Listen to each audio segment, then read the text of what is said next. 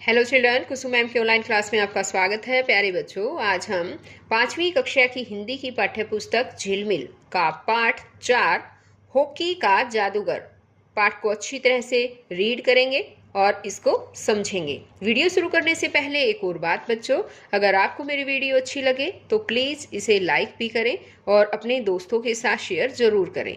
और अगर आप अभी तक मेरे चैनल पर नए हैं, यानी कि आपने मेरे चैनल को अभी तक सब्सक्राइब नहीं किया है, तो मेरे चैनल ऑनलाइन स्टडी हब को सब्सक्राइब भी करें और साथ में दिए बेल आइकन को जरूर प्रेस करें, ताकि आगे से जो भी मैं वीडियो डालूं उसका नोटिफिकेशन आपके पास आ जाए और मेरी वीडियो आपके पास सबसे पहले पहुंच सके। तो देखिए बच्चों, आज हम शुरुआत करते हैं पाठ 4 हॉकी का जादूगर। हॉकी का मैदान। ध्यानचंद सेंटर फॉरवर्ड जगह पर खेल रहे थे। इस स्थान पर खेलने वाला खिलाड़ी अग्रिम पंक्ति का मध्य व प्रमुख होता है। सबकी नज़र गोल पोस्ट पर थी। गोल करने के लिए ध्यानचंद बिजली की गति से आगे बढ़े। उन्होंने जोरदार स्कूप किया। गेंद उठाने की इस कला में उनका जवाब न था, लेकिन ये क्या, गोल ना हुआ। गेंद गोलपोस्ट के ऊपर से होती हुई बाहर निकल गई। आश्चर्य कि गोल न हुआ। गोलकीपर, दूसरे खिलाड़ी व दर्शक सब अचंभित रह गए। ध्यानचंद के चेहरे पर अफसोस के भाव थे, लेकिन वे मैच खेलते रहे। उन्हें शक हुआ कि गोलपोस्ट की ऊंचाई में कोई गलती है। मैच के बाद उनके आग्रह पर गोलपोस्ट नापा गया। उसकी ऊंचाई 3 इंच कम पाई गई। गोल न होने का राज खुल गया। तो बच्चों, आपको पता है ध्यानचंद कौन है? हॉकी के जादूगर हैं। उनको हॉकी का जादूगर माना जाता है। यहाँ पर देखिए, इस तस्वीर को ध्यान से देखो। ये तस्वीर किसकी है पता है?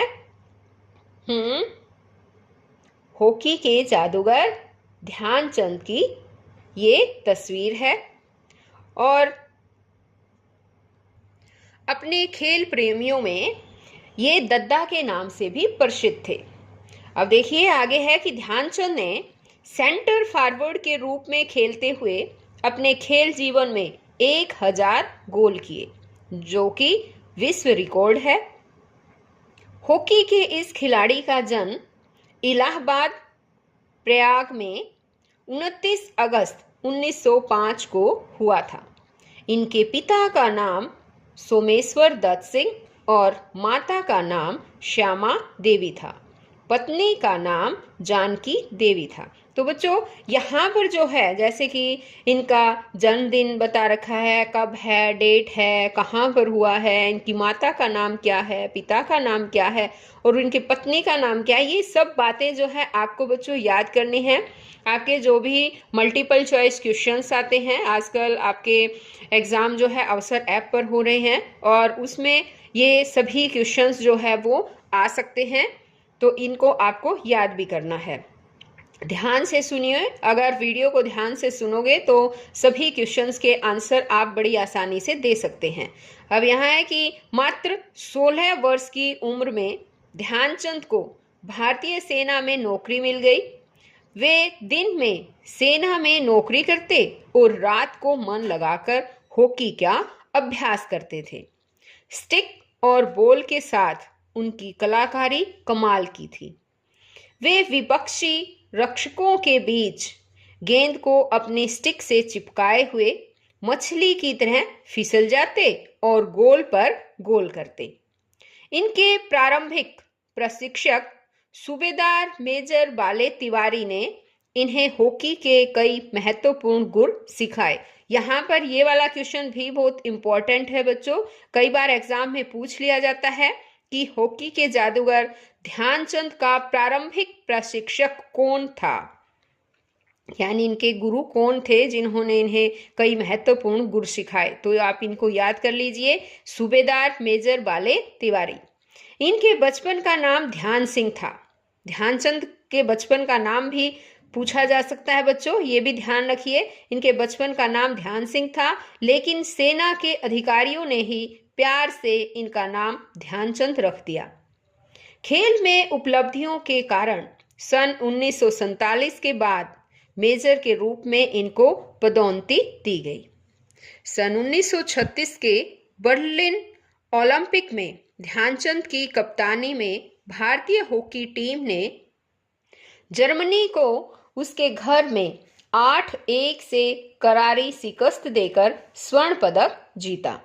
फाइनल देखने के लिए स्टेडियम के जर्मन तानाशाह एडोल्फ हिटलर भी मौजूद थे। यहाँ पर देखिए, अब इस पिक्चर को ध्यान से देखो। यहाँ पर जो है वो हॉकी का खेल जो है वो खेला जा रहा है, उसकी तस्वीर यहाँ पर दिखाई गई है। विजेता टीम को उनके हाथों स्वर्ण पदक दिए जाने थे, लेकिन जर्मनी की हार से वे इतने गुस्से में थे कि खेल समाप्त होने से पहले ही स्टेडियम छोड़कर चले गए। अगले दिन हिटलर ने हॉकी के जादूगर ध्यानचंद से मिलने का संदेश भिजवाया। इससे वे बेहद चिंतित हो गए। उन्होंने हिटलर की तानाशाही व क्रूरता के कई किस्से सुने हुए थे। अगली सुबह जब ध्यानचंद हिटलर से मिलने पहुंचे तो जर्मन तानाशाह ने बेहद गर्मजोशी से उनका स्वागत किया। बातचीत के दौरान हिटलर ने उनके सामने जर्मन फौज में बड़े पद का प्रस्ताव दिया, लेकिन हमारे दद्दा ने अपने देश प्रेम के कारण यह प्रस्ताव विनम्रतापूर्वक ठुकरा दिया। ध्यानचंद खेलते समय अपने अनुशासन और धैर्य के कारण भी प्रसिद्ध थे। सन 1933 के आर्मी कप में विरोधी टीम के सेंटर हाफ खिलाड़ी ने खेल में पिछड़ने पर आपा खो दिया व ध्यानचंद के सिर पर हॉकी स्टिक दे मारी। घायल ध्यानचंद ने मैदान के बाहर जाकर घाव पर पट्टी करवाई व खेल भावना का परिचय देते हुए पुनः मैदान में उतरे। तत्पश्चात विपक्षी टीम पर ताबड़तोड़ 6 गोल करके खेल के उच्च कौशल से अपना बदला लिया। अपने परिवार और खेल प्रेमियों के बीच ध्यानचंद दद्दा के नाम से प्रसिद्ध थे। तो बच्चों, यहाँ पर भी ये एक क्वेश्चन बनता है जो आपके एग्जाम में आ सकता है कि परिवार और खेल प्रेमियों के बीच उनको किस नाम से पुकारा जाता था। उन्हें दद्दा के नाम से पुकारा जाता था। विदेशों में भी वे अत्यंत लोकप्रिय थे। क्रिकेट के भगवान कहे जाने वाले ऑस्ट्रेलियाई बल्लेबाज डॉन ब्रैडमैन ने एक बार कहा था।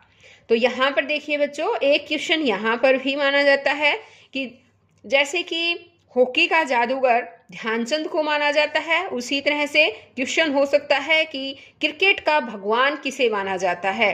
क्रिकेट का भगवान जो है वो ऑस्ट्रेलियाई बल्लेबाज डॉन ब्रैडमैन को माना जाता है। ये क्वेश्चन भी आपको याद करना है बच्चों।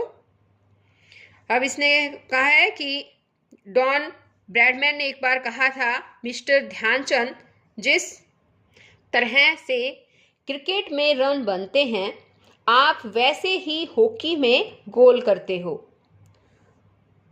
ऑस्ट्रियाई मानते हैं कि ध्यानचंद दैवी प्रतिभा के धनी थे, क्योंकि 2 हाथों से इतने गोल संभव नहीं है। ऑस्ट्रिया की राजधानी वियना के एक क्लब में ध्यानचंद की 4 हाथ वाली मूर्ति स्थापित की गई है, जिसमें उनके चारों हाथों में हॉकी स्टिक है। कई बार विपक्षी टीमों ने उनकी स्टिक को तोड़कर देखा कि उसमें चुंबक आदि तो नहीं लगा रखा है, जिसके कारण वे दनादन गोल करते हैं। उनको लोग ठीक ही हॉकी का जादूगर कहते हैं। सन 1932 के लॉस एंजल्स ओलंपिक में भारत ने अमेरिका को 24-1 से हराया, जो एक विश्व रिकॉर्ड है।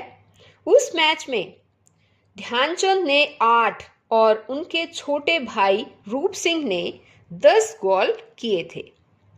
ओलंपिक दुनिया की सर्वश्रेष्ठ खेल प्रतियोगिता होती है।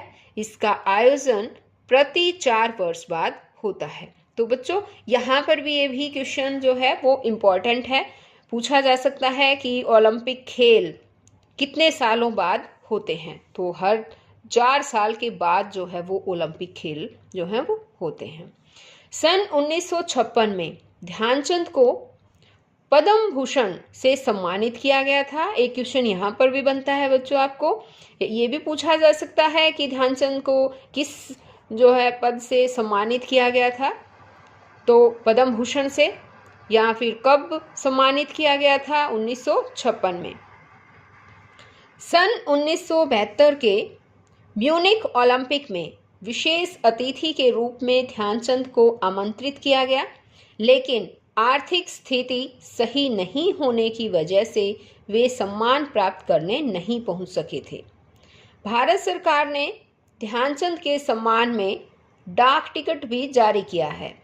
उनके जन्म दिवस 29 अगस्त को प्रतिवर्ष राष्ट्रीय खेल दिवस के रूप में आयोजित किया जाता है। भारत के राष्ट्रीय खेल हॉकी का गौरव ध्यानचंद के परिवार ने भी खूब बढ़ाया है। उनके पुत्र अशोक कुमार ने, यहाँ पर भी एक क्वेश्चन है बच्चों, पूछा जा सकता है कि ध्यानचंद के पुत्र का नाम बताइए क्या है, तो उनके पुत्र का नाम है अशोक कुमार। उनके पुत्र अशोक कुमार ने सन 1975 के विश्व कप में गोल करके भारत को हॉकी में विश्व विजेता बनाया था। हॉकी से संन्यास लेने के बाद भी ध्यानचंद को विदेशों से कई अच्छे प्रस्ताव आए, लेकिन उन्होंने धन के लिए देश नहीं छोड़ा। उन्होंने राष्ट्रीय खेल संस्थान पटियाला में ही प्रशिक्षक के रूप में कार्य किया। 3 दिसंबर 1979 को दिल्ली के एक अस्पताल में हॉकी के इस जादूगर का निधन हुआ था। मेजर ध्यानचंद ने झांसी के हीरो ग्राउंड पर हॉकी खेलना शुरू किया था। उनका अंतिम संस्कार भी इसी हीरो ग्राउंड पर ही हुआ था। तो बच्चों आज इस वीडियो में केवल इतना ही। नेक्स्ट वीडियो में मैं आपको इस पाठ में आने वाले अभ्यास को अच्छी तरह से समझाऊंगी। तो बच्चों फिर मिलते हैं हम नेक्स्ट वीडियो में, तब तक के लिए बाय बच्चों।